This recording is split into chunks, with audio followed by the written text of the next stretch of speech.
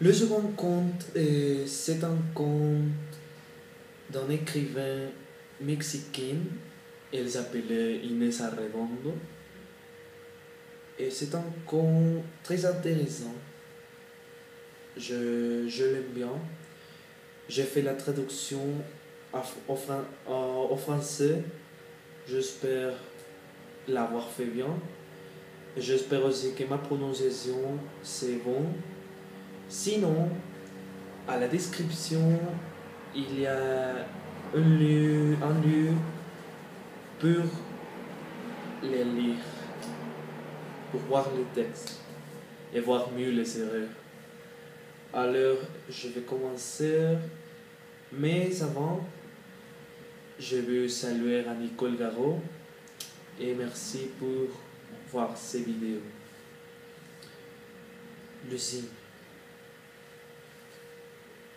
Le soleil danse, immobile, imposé son présent. La réalité était paralysée sous son crotté sans relâche. Flottait de l'annonce d'une mort suspendue, ardente, sans pourriture mais sans tendresse aussi. Il était 3 heures après-midi. Pedro, écrasé, presque vaincu, marchait sur les olets. Les rubis perdaient sang dans les blouisements. Le chef, ce qui était terrible comme en punition sans bureau, lui arrêtait la respiration. Mais ça n'était pas important. Dedans de soi, trouvait toujours un lieu aigu, gelé, mortifiant qui était pire que le soleil. Mais se refuge aussi, une espèce de vengeance contre lui. Il arrivait à la petite place et s'assit dessus du grand laurier des lignes. Le silence faisait d'un creux autour de la pensée. Il fallait tirer les jambes, bouger un bras, pour pas prolonger en soi-même la quiétude des plantes et de l'air. Il s'élevant et se marchant autour de l'arbre. Il resta en regardant la cathédrale. Elle avait été toujours là, mais seulement maintenant, il voyait qu'elle était dans autre climat. Dans un climat frais qui comprenait son apparence d'adolescent qui rêve. La chose d'adolescent était difficile à découvrir. C'était à cause de la grâce de ses aggraves, de sa disproportion. Très haute et très mère. Pedro savait dès qu'un enfant que ces défauts avaient une histoire très humble. Projeté pour avoir 3 nefs, l'argent n'avait pas été suffisant que pour la nef centrale, et cette pauvresse initiale se continuait fidèlement dans son caractère propre d'une chapelle de montagne, et pour ça, son air dépend.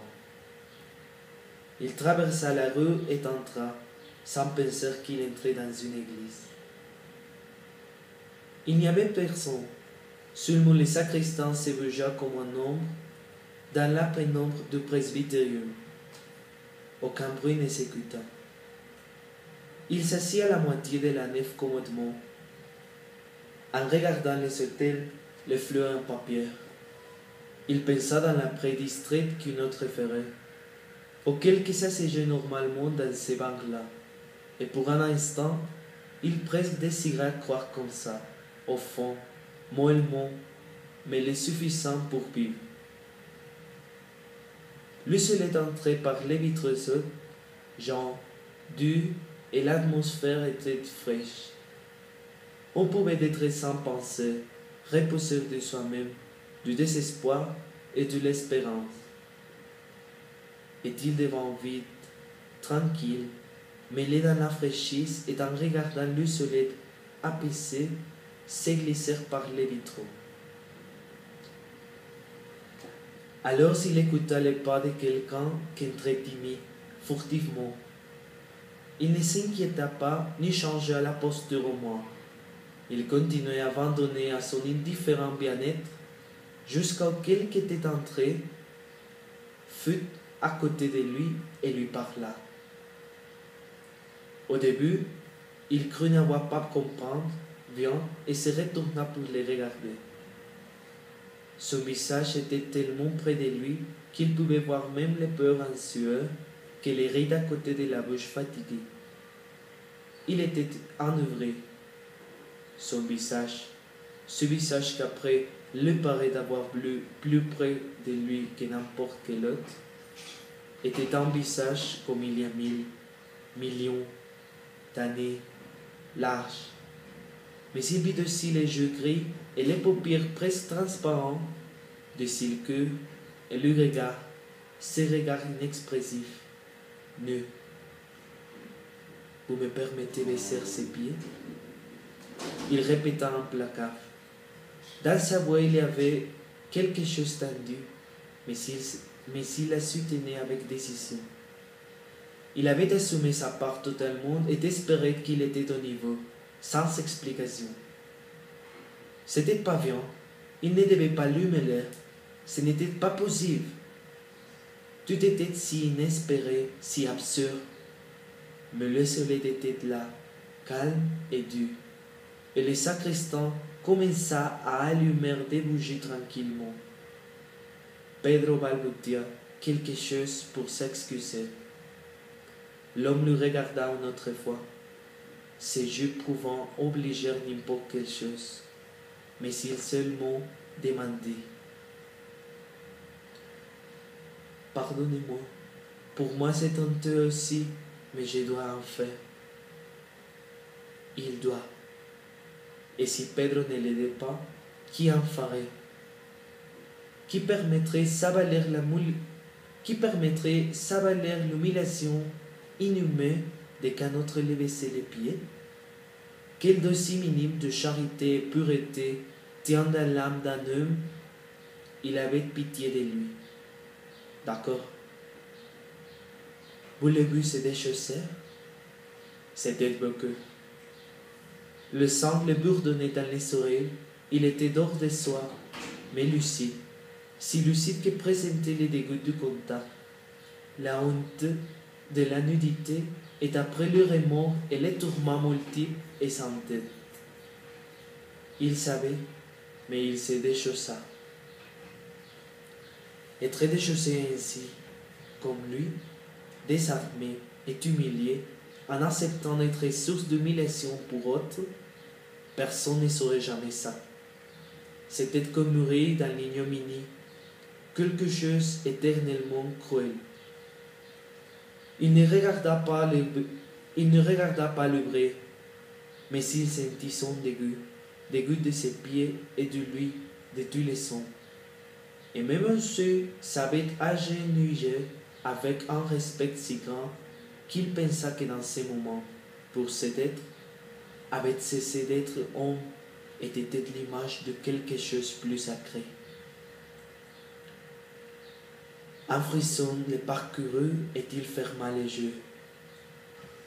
Mais les lèvres chaudes le toucheront, se colleront à sa peau. C'était un amour exprimé de chair à chair, d'homme à homme, mais que peut-être le dégoût était présent, le dégoût des dieux. Car à la première seconde, quand il le frôlait à peine avec sa bouche chaude, il avait pensé à une aberration. Jusque-là, il était arrivé pour avoir plus tourment après. Non, non, les deux sentaient dégoût, seulement qu'au-dessus était de l'amour. On devait le dire au serpent au foie, seulement une fois dans la crucifixion. L'homme se leva et dit « Merci ». Le regarda avec ses yeux purs et s'en alla. Pedro resta là, seul déjà avec ses pieds nus, si l'heure est si contrée maintenant, pieds avec stigmate. Pour toujours à moi ces signes, que je ne sais pas si c'est le signe du monde et sa péché, ou le signe d'une désolée rédemption. Pourquoi moi?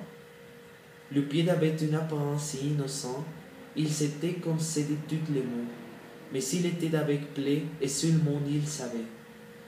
Il devait les regarder, il devait mettre les chaussettes, les chaussures. À l'instant, le poète que sa majorante résidait dans l'impossibilité d'aller nu-pieds, sans cachère, fidèle.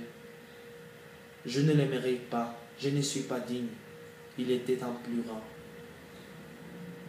Quand il quitta l'église, le soleil s'était couché déjà. Jamais il ne rappellerait pleinement ce qu'il avait pensé et souffert dans ces moments. Seulement il savait qu'il devait accepter qu'un homme lui avait baissé les pieds et que ça changeait tout. C'était pour toujours le plus important et le plus profond de sa vie. Mais il ne saurait jamais, n'importe quel sens, sa signification.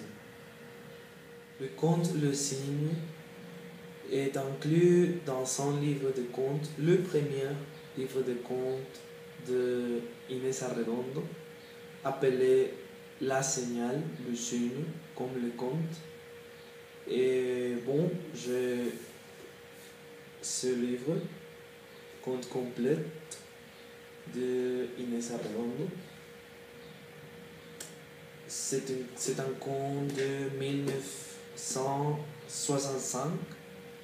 Et bon, j'espère que vous l'avez aimé, comme j'aime beaucoup à Inés Arredondo, que je pense c'est un écrivain excellent.